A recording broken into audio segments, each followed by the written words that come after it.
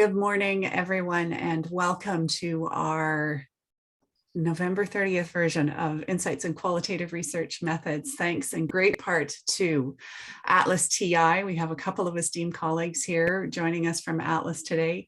Our presenter, Robert Kozinets, coming to us from California, and of course, the School of Nursing at the University of British Columbia, Okanagan, which houses the International Qualitative Research Toolkit. It's such a pleasure to have you all joining us today. A little bit of housekeeping before we get going. The presentation is going to run for about 40 to 45 minutes after we've done our opening comments and we've introduced. We'll also have a Q&A that's being run through the Q&A panel. I'll be reading those questions on your behalf, but feel free to pop those into Q&A at any point and we'll take those questions at the end. I've also asked if we do run out of time for questions. Robert has also graciously agreed to put his contact information in the slides, which will be available on our archive website.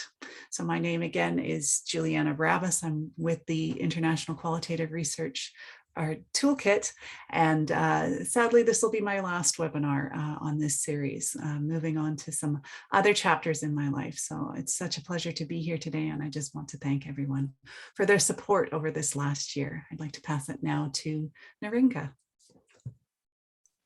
Yeah, so thank you very much, Juliana. And first of all, I would like to thank you to all of you, because we had a huge amount of participants.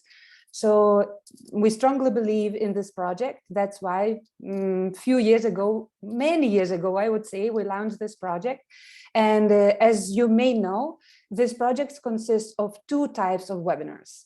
One type of webinar, which is called masterclasses on methodology. This kind of webinar we will join and learn today. And we have another type of webinars, explorations in ATLAS.ti. Explorational webinars are more applied about how researchers used ATLAS.ti for their research. So giving practical tips and advice or ways of working with ATLAS.ti. We strongly believe in this project because definitely we believe that we need to share, knowledge, and we need to share these different innovative approaches about how to use qualitative methodology and how to make a better, better sense of all qualitative data that we use and analyze in our research projects.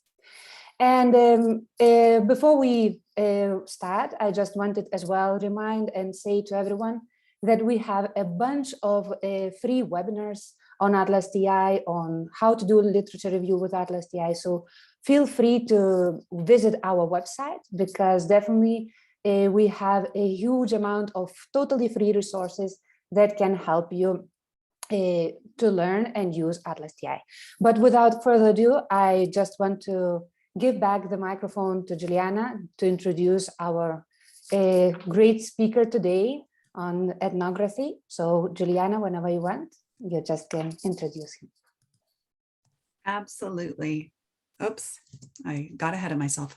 Robert Kozinets is an academic innovator who has developed important new methods and theories that are widely used around the world. His work seeks a deep understanding of the rapidly moving worlds of social media and popular culture, and the technological forces and actors that influences. His research methods changed the practices of market research, and his works, which have been published in 7 books, numerous articles and book chapters, videographies, artistic works, and poetic formats, have been cited almost 35,000 times, according to Google Scholar. Kozinets is the Jane and Hans Huschmid Chair of Strategic Public Relations and Business Communications at the University of Southern California's Annenberg School for Communication and Journalism and Marshall School of Business in Los Angeles, California. Please help me in welcoming Robert Kozinets in Immersion in Social Media Research, the Netnographic Path. Thank you. Thank you very much, Juliana. Can everybody hear me? Yes. It's. I was just teaching in person, and I was thinking that, when you're in person, you say, "Can you hear me in the back row?" And now when you're digital, you say, "Is my connection stable? Am I okay? Am I flickering?" So it's kind of the same sound check, but a little bit different. So I'm gonna I'm going to thank everybody for being here. It looks like people who've been introducing themselves in the chat window from a lot of really interesting places and a lot of interesting time zones. And I'm going to share my slides now, and I'm also going to quit my mail because I hear it beeping. There we go. So let me dive in with today's talk, which is, oops, sharing my screen. Can you guys see my screen? Because I can't see it. Yeah, there we We go. can see it, Robert, but it's not full, There we full go. screen. Now we're full screen. Here we go. So I'm going to start this talk with a quote from a fellow anthropologist and author. So this is Susan Tratner. She wrote a book called E-Field Notes, which I'll mention a little bit later. But a quote from her book, I think, is an interesting starting place for us, which is, she says in her book about doing anthropological fieldwork online, the makings of anthropology in the digital world is the subtitle of this E-Field Notes book that she co-edited with Roger Sanjek. It's difficult to describe yourself doing quote unquote anthropological research if you're sitting at a computer and typing back and forth with invisible people. And this is a sentiment that's really been a part of anthropologists and ethnographers looking at the digital world pretty much from the beginning. I mean, Annette Markham's work on exploring digital life in the late 1990s also kind of had this sort of sentiment that, you know, there's a lot of difficulty figuring out what to do if you are an ethnographer when you go into the digital world. And the reason is pretty simple, right? This is a picture of the founder of modern ethnography. If anybody still remembers his name, it's Bronislaw Malinowski. And he was really the person who charted ethnography as we know it. And you can see in this picture, it involved being there, right? Being there in person with people, in this case with, so-called less developed or primitive cultures, and trying to learn from what they do. Still not entirely fitting in, not, wearing shoes and different kind of garb, but trying to do what they do and understand what they think and what they, how they see the world by interacting with them. And if we go from that to this, it's a pretty big leap. It's a pretty big jump to try and understand a culture where people are staring who knows where into their cell phones, who knows who they are perhaps, or we may know something about them, and entering stuff. Those are pretty big differences. And so today's talk is really going to be about how do we make that leap from the world of anthropology and ethnography that most people know as an embodied practice, one that happens when we interact with other people in usually unfamiliar settings to the researcher and try and make them familiar, to a digital world where things are very, very different in terms of socially how they play out, really working with media.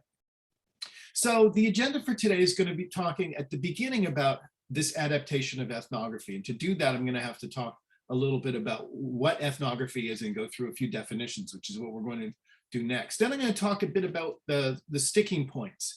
Where are some of the problem areas in particular around this adaptation of ethnography to digital spaces? I'm going to mention how this adaptation has been addressed in the literature. I'm going to take a look at a few different techniques that are out there, and then I'm going to talk about what I've been working on, which is a project called Netnography that a path that I started on 24 years ago. Give you a brief introduction to Netnography, what it is and how it addresses that adaptation differently from these other adaptations in the literature. Finally, I'm going to focus in on one aspect of that, which is the concept of immersion, which I think is quite central and important to this adaptation of netnography. And I'll talk about how the concept of immersion gets enacted in the practices and guidelines around something called the Immersion Journal in netnography. And then to illustrate that, I'm going to give you a brief current example of some research that I'm working on right now.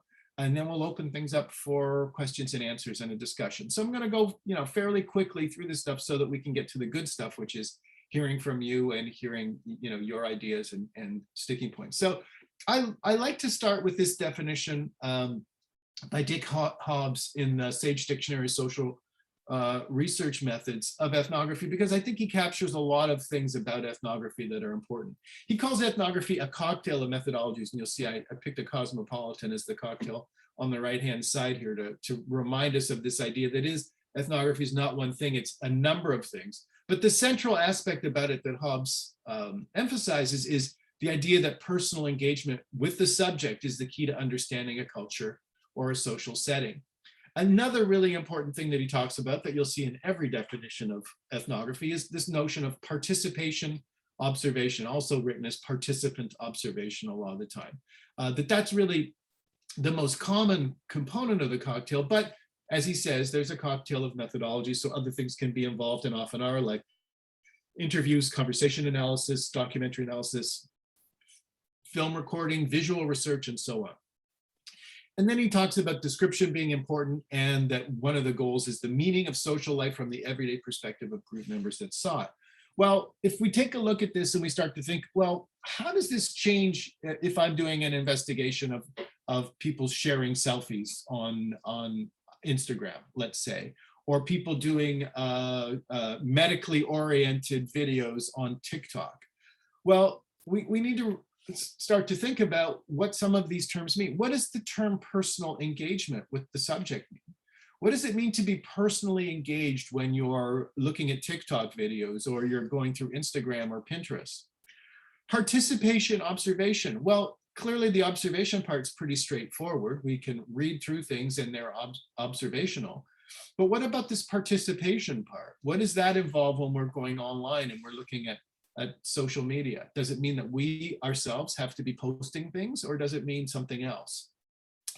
And then finally, this notion that we're trying to get the meaning of social life from the everyday perspective of group members. Well, what does it mean to be a group member of Facebook? Is that just, that you have a Facebook account and you use it, to check your birthday messages once in a while, like I do, or to post something like, where I'm giving a webinar? Or does it mean that I have to be identified more wholly? Or is it a subgroup of Facebook that, like, fans of Dune or Game of Thrones that I would identify with more? So this notion of group membership becomes much more diffuse and much more difficult when we're talking about social media. I'll give you one other example. And this is from Karen O'Reilly's book, Ethnographic Methods, the second edition.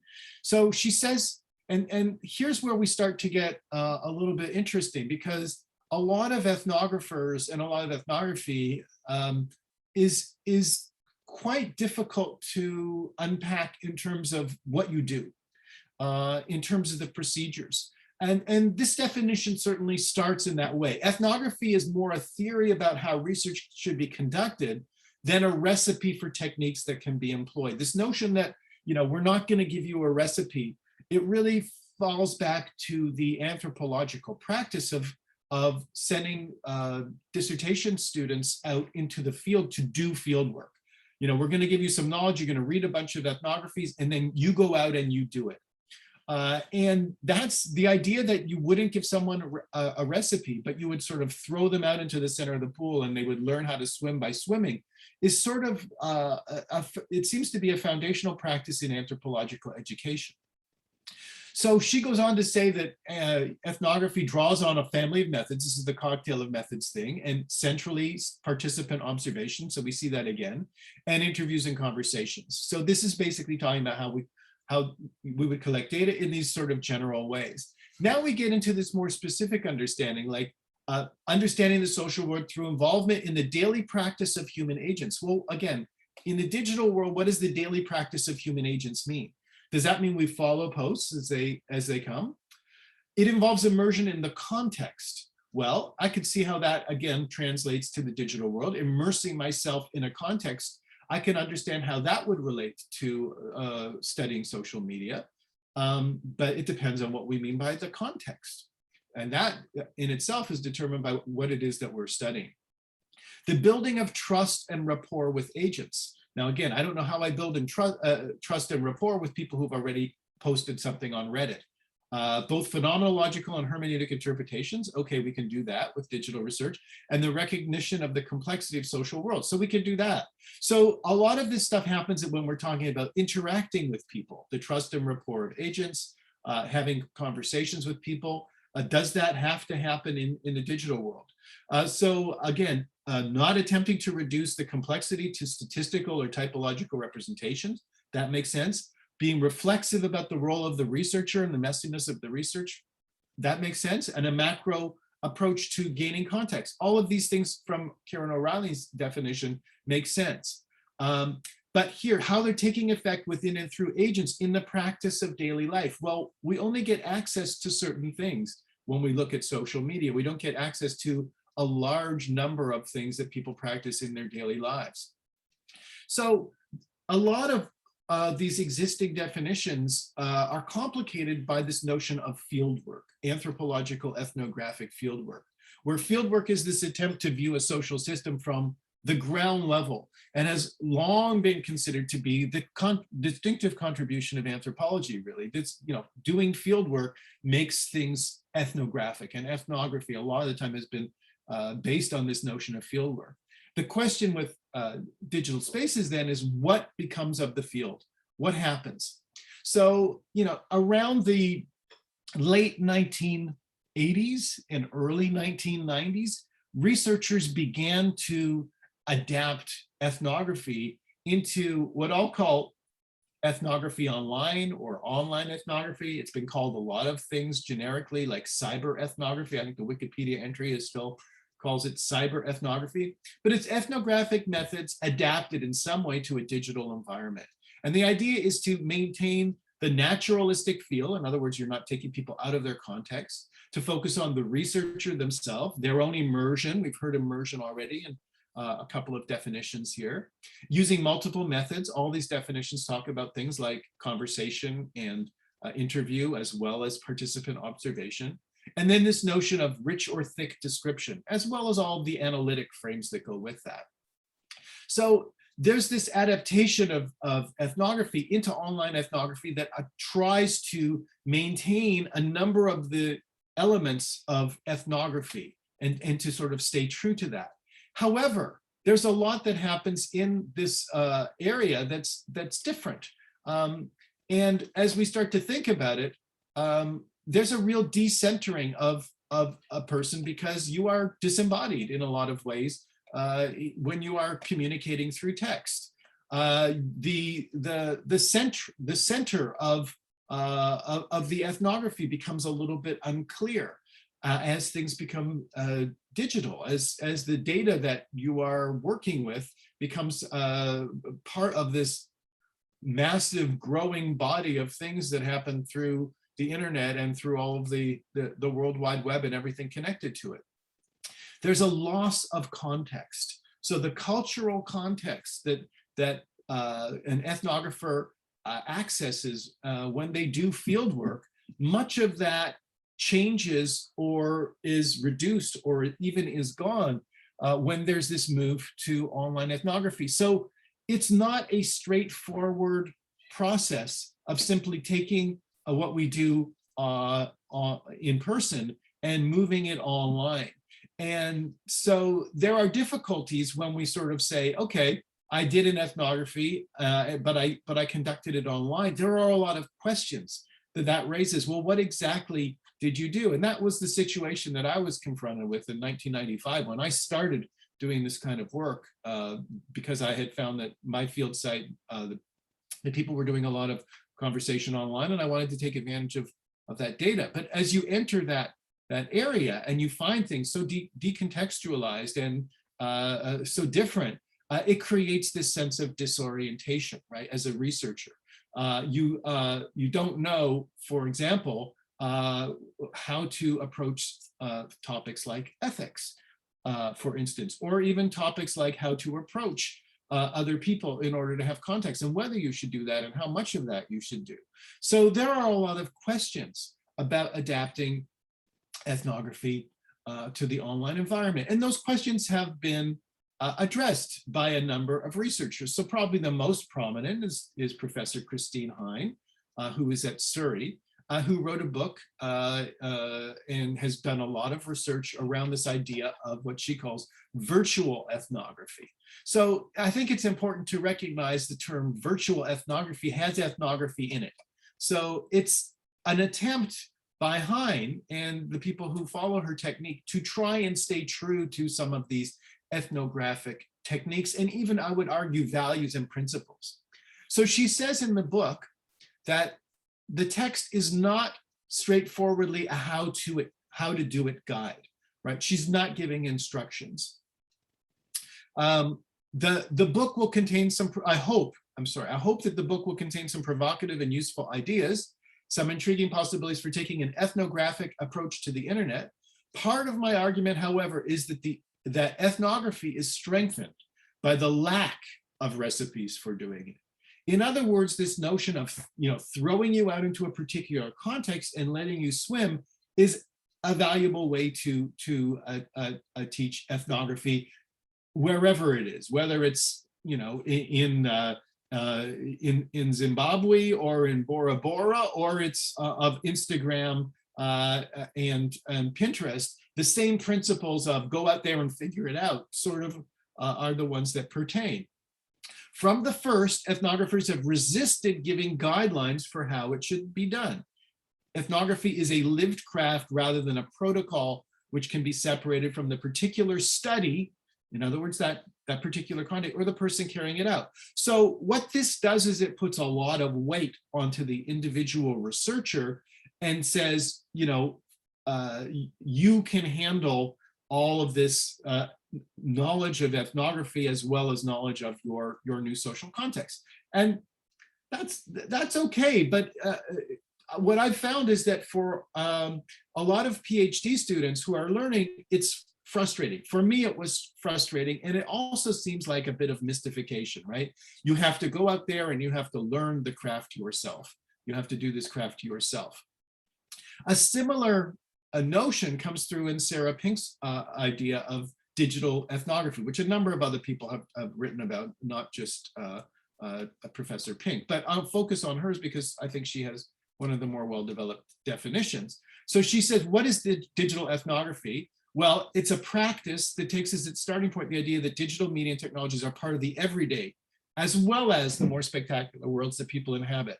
So she says, it means taking a non-digital centric approach to the digital, which also acknowledges the digital intangible, elements of digital environments or worlds we can sense but not see until research participants are made of them. So she says it's an approach to ethnography that involves being concerned with how the digital has become part of the material, sensory, and social worlds we inhabit, and what the implications are for ethnographic research practice. So in other words, this is almost an epistemology, doing ethnography becomes almost epistemologically. You have to figure this out. A more recent one was this book chapter I found that coined this term appnography. So there are a lot: cyber ethnography, webnography, digital ethnography, virtual ethnography, and now appnography. This one was kind of typical of some of these other approaches in that it's very specific. So these scholars were studying geosocial networking applications like Tinder and Grindr. And so then they were trying to queer digital ethnography to meet the particular needs of this research space, beginning with, and here you go, we get now a list of, again, more epistemological, in this case, more ontological considerations. In order to do that, we have to understand the intertwined nature of the digital and the real. Then we need to understand discussion of power and influence of, in particular, profiles on users and researchers, and so on. Importance of space and place when we have these geosocial networking applications. And finally, the significance of context and temporality on the research decisions and practices. Now, when I read these definitions, again, I'm concerned that learning these techniques becomes very mystified. And even more importantly, I think, than the mystification part is the fact that what people come up with when they name something an appnography, or they call it a Snapchatography, or whatever it is they're doing, or a Facebook group on Game of Thrones ethnography is that we have these separate little islands where people are not communicating with each other, and the work may or may not be comparable. And that's a bit of a concern. And so my approach always has been a bit more methodical. I come from the field of marketing and consumer research, where we have a lot of different methodologies. It's a very multidisciplinary, sometimes interdisciplinary field. And because it can turn into a bit of a Tower of Babel when we have people doing everything from very interpretive qualitative work to highly quantitative econometric modeling, we have to be able to explain what we're doing to each other. And so in my field, methodological explication has become developed to a pretty high degree. And so for me to write in my field to other scholars who might be economists or certainly psychologists about doing ethnography online, I've really had to be very specific about pointing out exactly what it is that I'm doing and why I'm doing it. So I've tried to be fairly methodical here in presenting 5 key challenges that really come with adapting the idea of an emplaced ethnography, where you go to a particular location and you hang out with a particular group of people for a particular amount of time, to social media culture, which could involve staying at home in your underwear, downloading a bunch of stuff and engaging with it in some way, and then writing about that as a culture.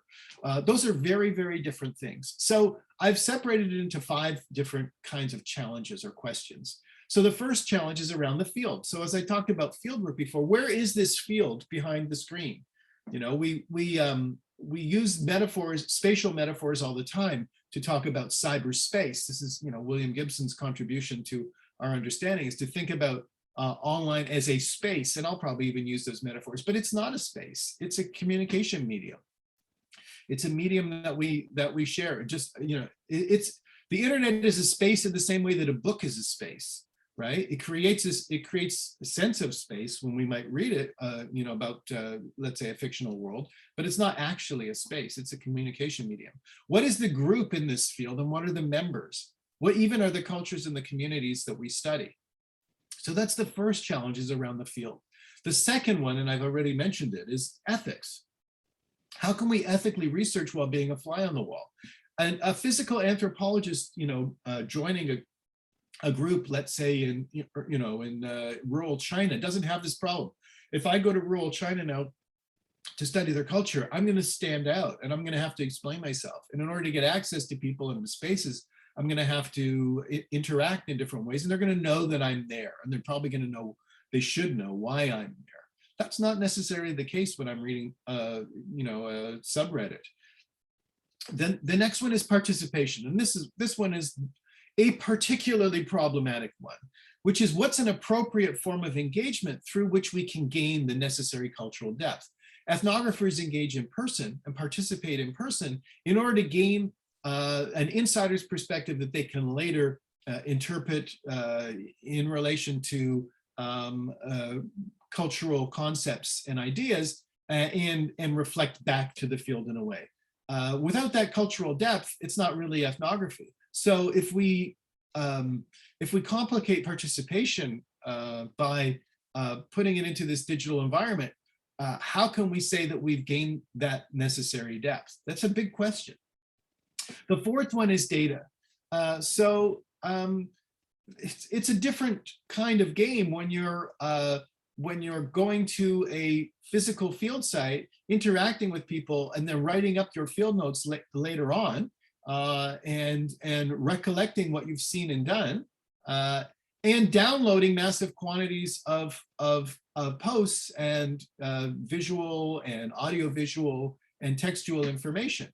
That's a very different process. And we can't just say, oh, be ethnographic in the way that you treat data, because data is qualitatively different in an online site and in a physical and placed environment that's typically used for ethnography. The fifth and last one is the procedure. So we sort of know what ethnographers do. It's a fairly general thing, as I've given you these definitions. There really aren't any more specific procedural elements than that. You get a lot of war stories. And online, I felt like we still have to figure out what are the proper operations to perform when we are conducting research that we might call ethnographic in these new social spaces. And so these are some of the challenges. I think, it's important to be able to answer them. And so Netnography, which, as I said, I developed initially in 1995 and 96 to study this online information, and have adapted pretty much every year since and really changed. So if you read some of my early work, it talks about virtual or online cultures and communities. I don't use that language anymore. That was very much tied to the late 90s and early 2000s, before social media became a huge industry that billions of people participate in. Now Netnography tries to answer these things based on a number of different things that are adapted to the way that social media takes place right now. So the first question is where is our field? Well, our field sites are media. Our field sites are media rather than groups of people in a particular place. They're usually platforms, platforms like Facebook and YouTube. And as treated as contexts, these platforms need to be considered in relation to a number of things. Their affordances, which is the way that their functions give us opportunities to reach goals. Their algorithms, which are often there because there are business reasons why these things operate in the way that they do, because they are businesses as well. So the way that people connect now is not,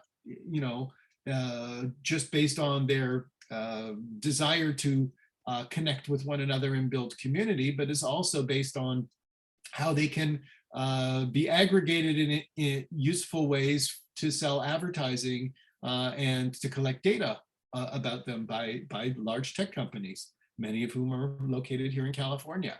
The second challenge is ethics.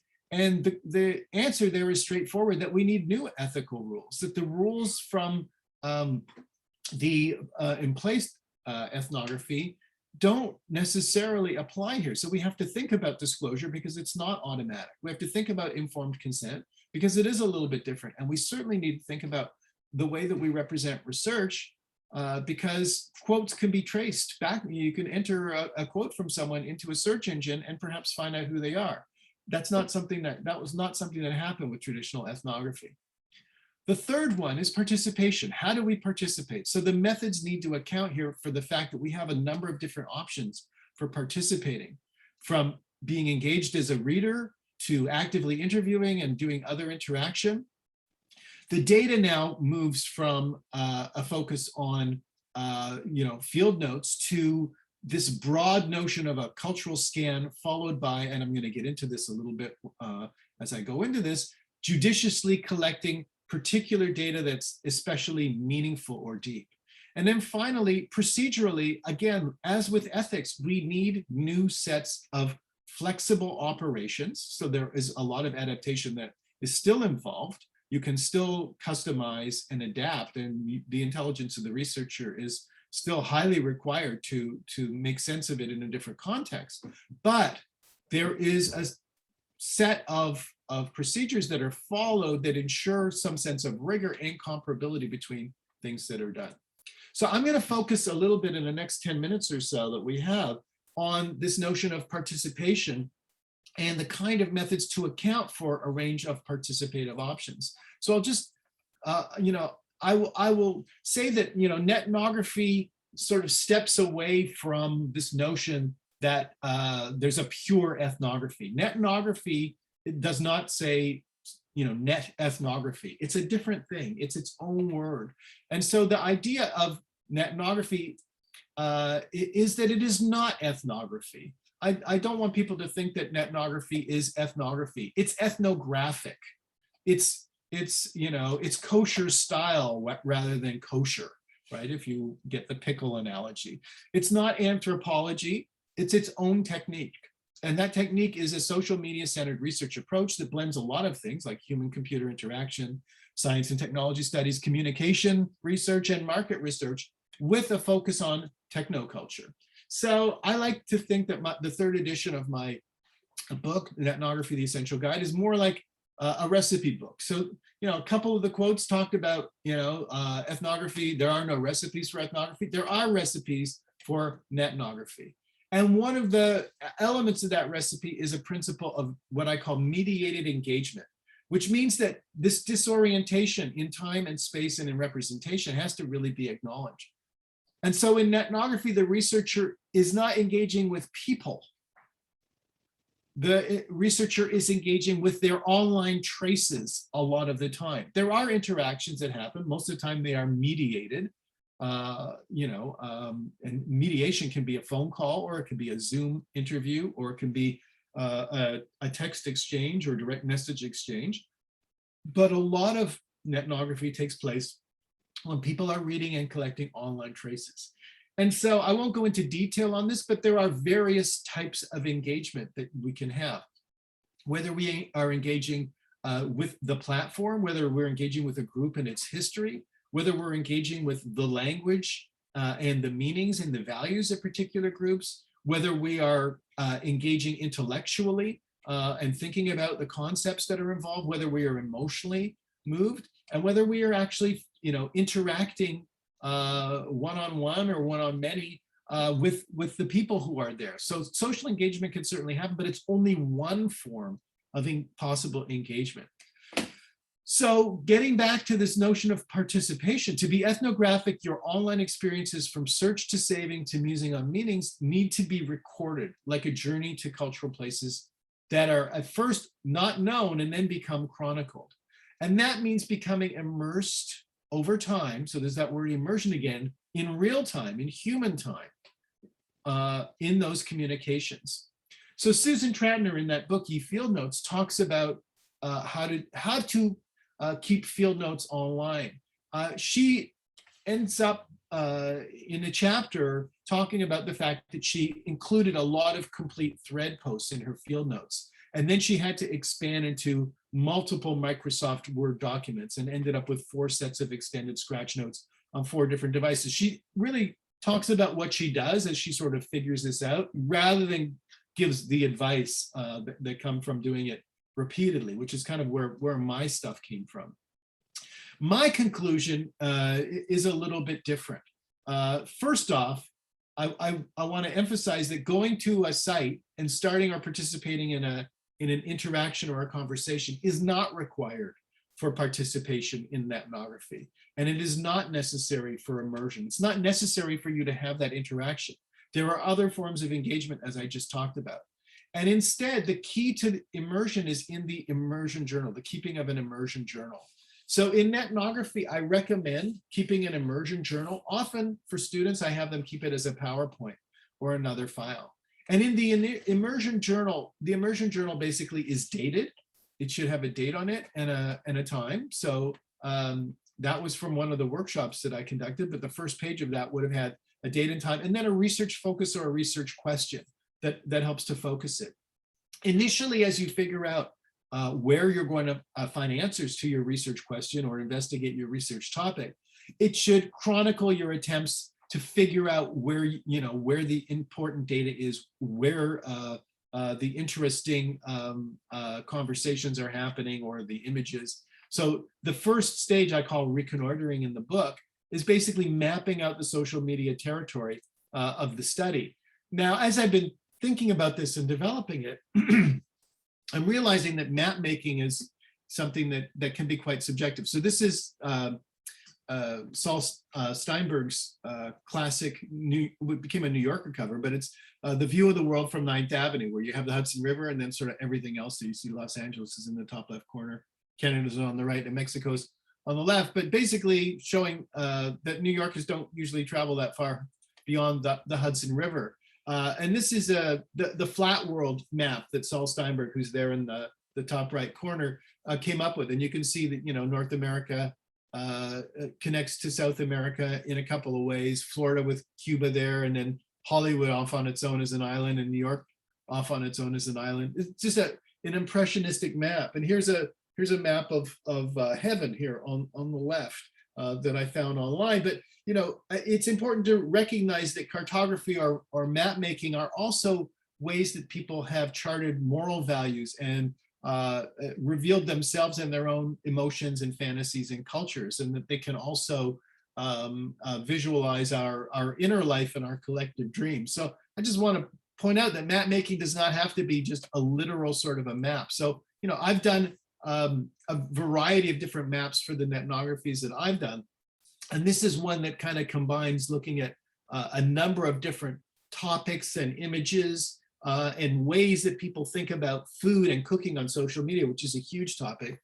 This was part of a larger project on food porn, which you can kind of see on the left, but virtual cooking and mukbang, TikTok videos, recipes, different kinds of diets like paleo and so on, economical diets, health and wellness, all of these things kind of fit into this notion and reveal cultures. I've also sort of taken it to the level of creating art, and these are two works that hang in my office that I created. One that was part of a larger project around COVID and thinking about how people are reacting to and using resources online to understand COVID, which is still very much going on. And the other one on the right, sort of related, which is about Zoom, and that one's called Zoom Family Call. So taking data and then turning it into something impressionistic. And I'll end with just a couple of thoughts and a couple of examples from a project that I'm currently doing on shamanism, and particularly on the technological version of modern shamanism, which is called techno-shamanism. And this came from a subreddit on paganism.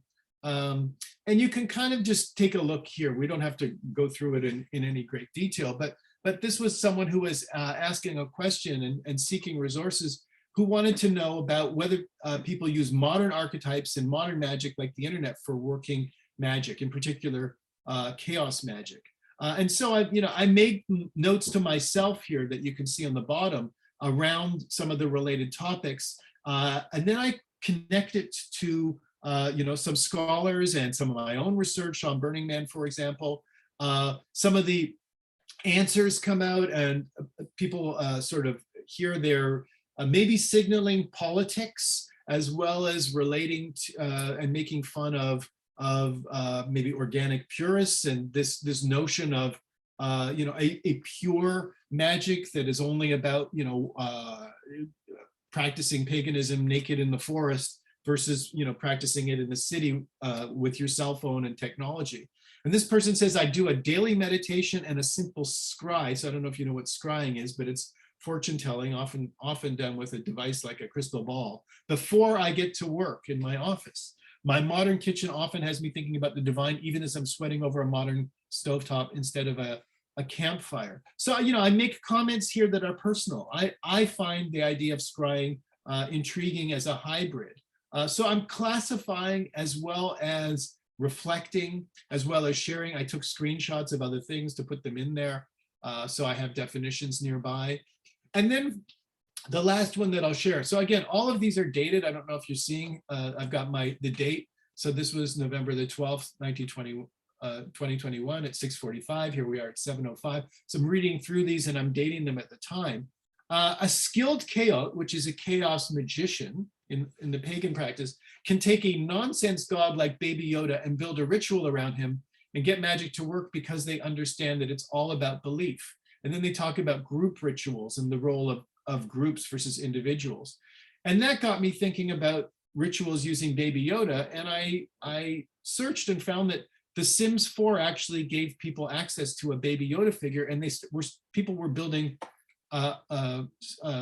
these shrines to Baby Yoda, including some pretty extensive ones. Like you could go in this hall and worship Baby Yoda. Baby Yoda was part of some kind of strange ceremony here with little versions of himself, Baby Yoda around candles. And then of course we just have conventional shrines, a lot of them online, that already use Baby Yoda as a devotional figure for commercial collections. And we can see these kinds of shrines with a lot of commercial things. So I think that person was actually underestimating the symbolic value of Baby Yoda. All of which is to say that the Immersion Journal is a way of keeping a record of your immersion in a social media space as it transpires over time. And the key to that is chronicling your quest as a research questioner for answers and emphasizing that quest and the discovery of stuff like, what I would consider to be some of the deep data that I presented around, say, chaos magic rituals using a Baby Yoda, which you could probably, expand into as something that would be substantial enough for certainly a conference presentation, if not a journal article, if you build around some of these things, as I plan to.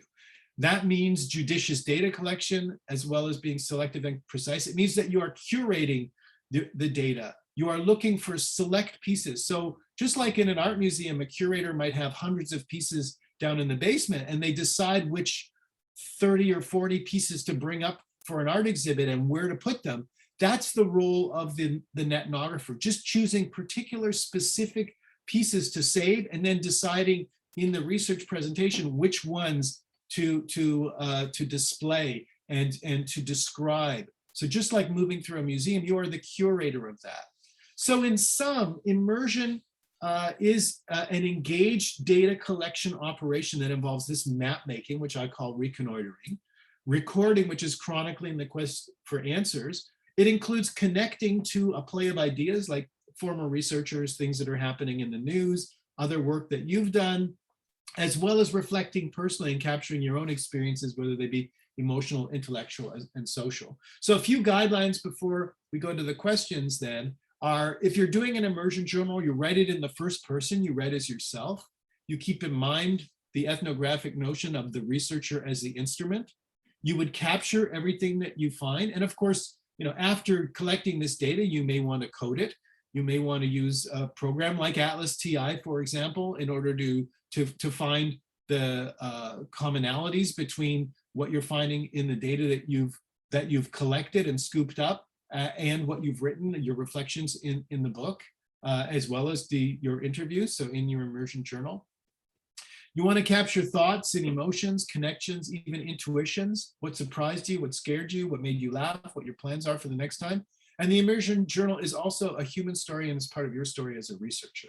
So in summary, we started with this broad look at ethnography, talked about adapting it to the online environment, showed you how people like Sarah Pink and Christine Hine have addressed this adaptation, which is basically a philosophical look rather than a recipe book. Netnography is more of a recipe, is more methodical and systematic about how to handle that adaptation. And that means that I'm busy writing new editions where we add in TikTok or Discord or Clubhouse or whatever the latest thing is, or develop the techniques as new platforms become available. But some of the concepts, like the adaptation of field notes into an immersion journal and the concept of immersion, stay the same. So there are some elements of this that continue to be relevant and that continue to be ethnographic. And with that, I will thank you, and I will stop sharing my slides, and we can go to some Q&A. Thank you so much, Robert. I'm impressed at what you've managed to cover in such a short amount of time. That was really, yeah. Well, yeah, it's not often you see 31 or so slides successfully covered in this time period, so well done.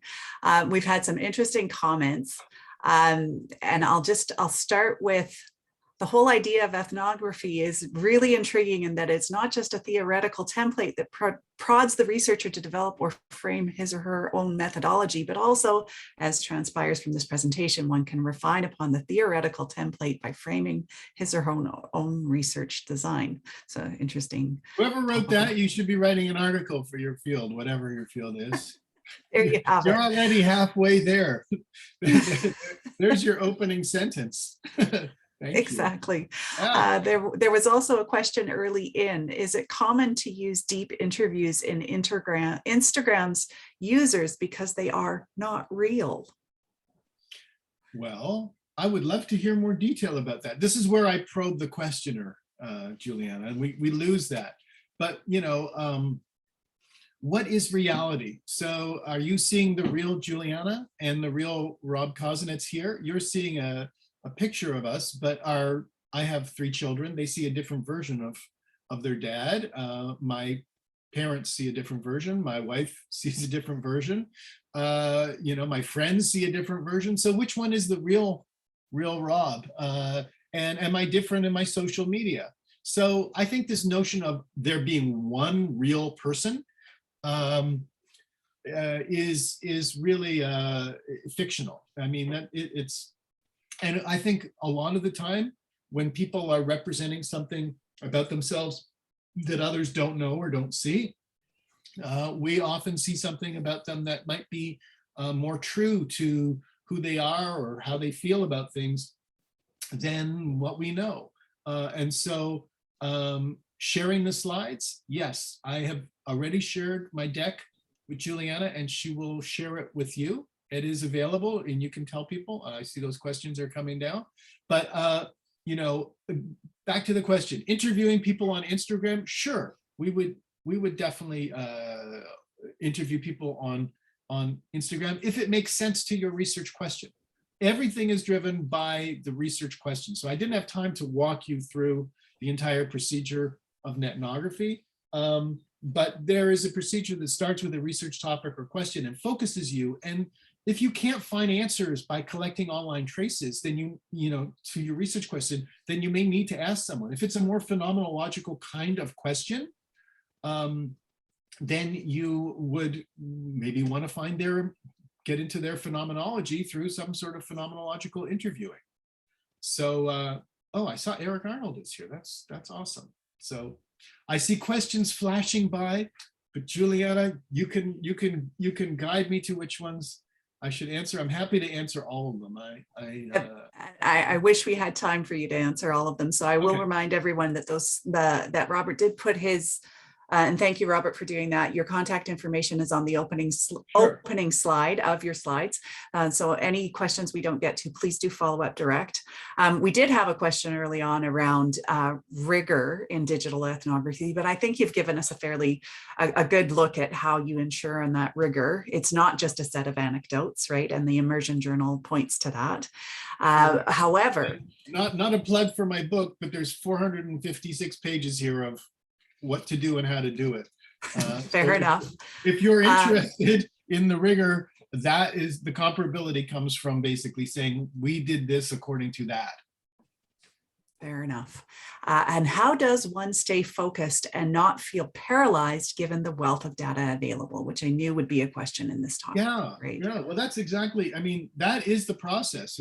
Whoever asked that, the way you do it is by following the recipe. So you know, there's so many foods and so many things we can cook. How do we stay focused in the kitchen? Well, we learn things one step at a time. So figure out what it is that you want to research, then follow the process. Follow the process through. And the idea of being overwhelmed by data is exactly what this notion of the Immersion journal is there to address, right? You are going through different sites and looking at data and not saving everything, not trying to store everything and having to code everything, because that is overwhelming. As an ethnographer, you are just looking at particular things that are interesting and relevant and seem like deep data and collecting those and reflecting only on those. And so, you know, in a couple of hours in a session, you may collect, you know, 5, 10 pieces of data. Maybe you save a little bit more of some informational threads like I did with the Reddit stuff on shamanism, but not a lot, right? You are being judicious, you are being careful, you are taking smaller amounts of data and analyzing them deeply rather than trying to code the entire internet or trying to code an entire thread. That is not the purpose of netnography. That's content analysis, and that's a different thing, and you may want to do that for some kinds of projects. And you can even fold that into netnography if it requires it. But overall, the idea of netnography is small scale, a microscope rather than a telescope a lot of the time. Deep dives. Okay, wonderful. Thank you. We've had one of those ethical questions. When is it okay to lurk without identifying? Is it okay? Why should one self-identify on a public internet forum? So so you don't need to self-identify. If you are on a public, in a public space, you don't self-identify and you don't need to disclose. So, at the beginning of the internet, a lot of the rules were unclear, but now I think it's quite clear that if you are just online reading data and maybe collecting screenshots from a public space, you don't need to disclose or self-identify. In fact, it would be intrusive to do so. And I haven't done that in 20 years after making a mistake many years ago and saying, oh, hi, I'm here. You don't need to do it. Okay, we've had a number of questions that are talking about the technical aspects, and you already referred to your book and that it goes in depth as to the hows and whys. But picking from some of those threads, we've had questions around any analysis techniques that you recommend in terms of doing that narrowing down, keeping links in the data. Do the journals want to see or check the Netnographic data that's collected? These types of technical questions. Anything on analysis or technique? Yeah, sure. I mean, there are 3 chapters in the book about analysis, so I can't summarize all of them. But I call it integration. It's one of the movements of Netnography, and that integrates analysis, which is breaking things down and looking for patterns or similarities, in interpretation, which is trying to sort of keep the holistic pattern and compare it to other holistic patterns, sort of like through metaphors. Combining those 2 things is called integration. But clearly, Miles and Huberman style qualitative data analysis, grounded theory, all of these things, discourse analysis, narrative analysis, all of these things would be familiar methods to a lot of people coming from different literatures, and all of these are applied to the kind of data that you collect. The real focus, the real unique part of Netnography is the data collection, obviously, and the Immersion journal fits in there as a key part that keeps it rooted to the ethnographic rather than to ethnography. But how you analyze that data and how you work with it, that's really, that's up to the individual researcher in a lot of ways. So I give guidelines here, and I try and expand the notion of interpretation a bit in the book. But really those, analytic ways that we break things down and build them up, things that are, built into programs like ATLAS.ti are clearly ways that a lot of researchers address ethnography. And as I was saying earlier, I've used software to code data earlier on, even when I had 500 or 600 messages that I was saving, just to help getting some of that pattern matching. So you can do it manually. You can do it with a qualitative data analysis software. Okay, thank you. One more question, and then we'll move to final comments. We had a Facebook, someone who had joined a Facebook community that was developed by National Agricultural Extension Service providers. Now their issue is, so they joined. Now their issue is they want to investigate some research problems utilizing the Netnographic approach. Do they need to acquire the permission of individual users or group administrators before embarking on Netnographic research process? And what types of data can be collected? Yeah. So it sounds there, Juliana, like it's a closed group, like it's a moderated group. There's a moderator or an administrator, and the traditional practice would be yes, that you have to get the permission of the moderator or the administrator. And generally what they'll do is that they will make an announcement, or you can make an announcement that you've gotten their permission and that you're studying. You don't need to individually ask each person. At that point, once you've got that permission, generally people use all the data, but you have to be careful. I mean, this is not, I could do an hour easily on the highlights of the ethics. So I want to tell people that you need to dive deeper into the ethical part if you're going to actually do this. But the representational part of how you represent what you get needs to change so that things are not identifiable. And if it's vulnerable population or a sensitive topic, you need to adjust for that. So there are a lot of things, but essentially the answer to your question is you need to get the permission of the moderator of the group. Fair enough. And so thank you everyone for all of the comments and questions. Please, if your question has not been addressed today, please do feel free once the slides are out to follow up with Robert directly. I'm going to just mention on that point that our website for the archive and for follow-up, you'll see here, this is the IQRT Toolkit's website. You can find our archive there, and we'll also be sending out via ATLAS.ti links to the video and slides. So I'd like to again thank ATLAS.ti. Thank you to all of you who have attended all of our webinars across the board in 2021. Thanks again to Naringa, to Andrea, and of course to the School of Nursing, which has been housing the International Qualitative Research Toolkit. Naringa, any closing comments from you? I just wanted to thank you personally to you, Robert, for such inspirational presentation. It really opened my eyes. I'm going to use this recording in all my classes because I think that this hot topic needs to be covered. And I think that today you gave amazing insights. And I just wanted to invite all of you guys. I know that you can do amazing qualitative data analysis manually, but please believe me, it's really much harder and time consuming than investing a little bit of your time and learn ATLAS.ti. And again, I just want to remind you that we have a huge amount of webinars, totally free webinars, 1-hour webinars on how to use ATLAS.ti or how to do literature review with ATLAS.ti. And we will launch a webinar about how to import and analyze tweets in ATLAS.ti very soon. So just explore, and please feel free to learn a little bit more about ATLAS.ti and definitely use for your qualitative data analysis. And once again, thank you. I really enjoyed your presentation, Robert.